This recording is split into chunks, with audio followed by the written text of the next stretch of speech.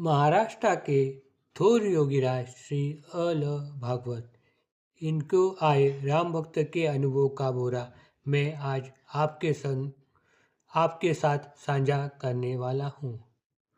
वो कहते सन 1954 में मैं महाराष्ट्र के कणवण गांव में रह रहे एक दोस्त के घर पर गया था।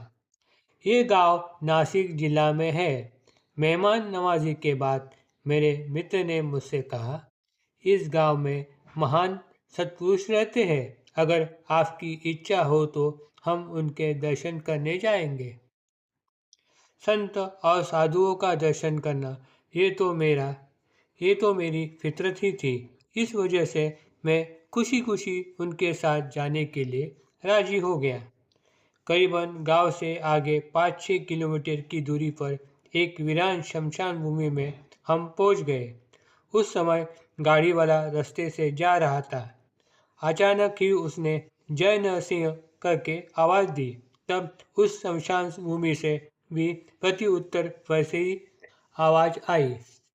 मैं आश्चर्यचकित हो उठा और अपने दोस्त से पूछा, ये बात क्या है? उसने कहा, यह यहाँ की प्रथा है।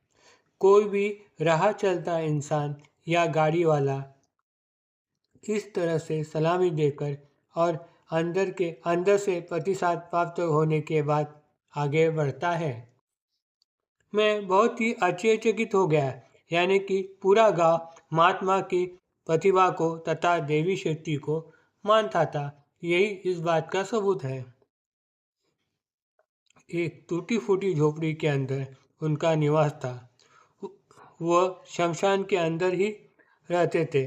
कुछ समय पहले एक चिता जल के राख हुई थी। ऐसे भयानक नज़ारा था। सामने ही हमें एक वृद्ध महात्मा के दर्शन हो गए। सफ़ेद दाढ़ी, बूढ़े लेकिन तेजस्वी मुखचर्या वाले ने हमारा स्वागत किया। तभी वह खाना पका रहे थे। अचानक वो ध्यान अवस्था में चले गए और खेद जताते हुए उन्होंने अपने मुख से कहा, साले कुत्ते बहुत सताते हैं। तब सहज भाव में मैंने उनसे पूछा, बाबा जी, आपकी इस कहने का अर्थ क्या है?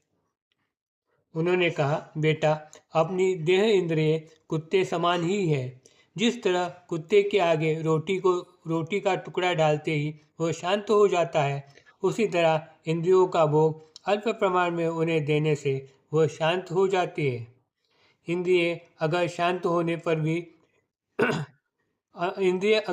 होने पर ही एक मन की एकाग्रता के साथ ध्यान धारणा संभव हो पाता है।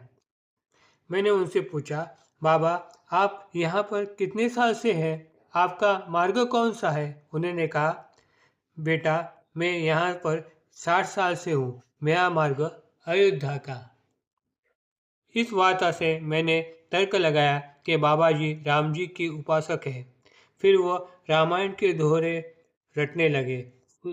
उसमें श्री राम का नाम आते ही वो बहुत ही भाव विभोर हो जाते हैं।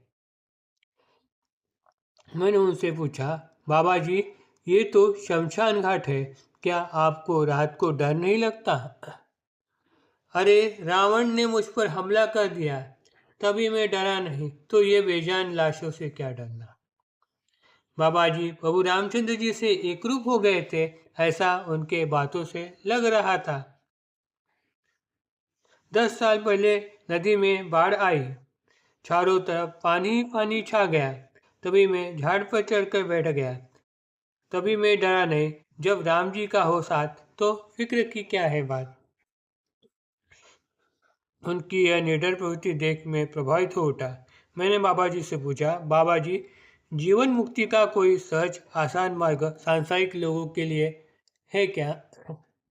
मेरा यह प्रश्न सुनकर वो मेरी तरफ आश्चर्य भरी नज़र से देखने लगे। उन्होंने कहा, आज तक मेरे पास लोग पैसे के लिए, बच्चे के लिए और अपनी सांसारिक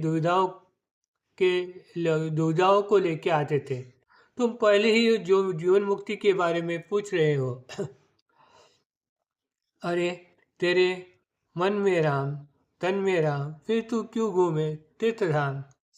तुम जब राम नाम की माला जपने लगोगे तो तुम्हारे हृदय में बैठे श्री राम की अनुभूति तुम्हें अपने आप ही हो जाएगी। मन में अगर राम नाम स्थिर हो गया तो सांसारिक दुखों का भय पीड़ा अपने आप नष्ट हो जाएगी और तुम्हें पूर्ण जगत राममय नजर आएगा। फिर उन्होंने कहा, अगर तुम्हारा बच्चा मेले में खो जाए और पागलों की तरह तुम उसे ढूंढने लगो और अचानक तुम्हें वो मिल जाए तो तुम तुरंत उसे उठाकर गोदी में भर लोगे। उसी समय कुछ पल के लिए तुम आजू बाजू के लोग तथा उनके अस्तित्व को भूल जाओगे, अपने बच्चे से एकरूप हो जाओगे। उसी तरह तुम्हारे मन में अनंत विचार होते हैं, उसी में तुम्हारा राम है, तुम उसे ढूंढ रहे हो। तुम्हारा सांसारिक अन्य विषय की तरफ ध्यान होने की वजह से तुम्हें वह मिल नहीं रहा है। जब तुम सद्गुरु के शरण जाओगे वह तुम्हें राम दिखा देंगे। राम प्राप्त होते ही तुम्हारा चंचल मन शांत हो जाएगा और आनंद विभोर हो उठेगा। अरे यही तो है जीवन मुक्ति। मैं उनके विचार सुनकर सद्गदित हो गया। Om Sai Ram. Please like and subscribe my channel.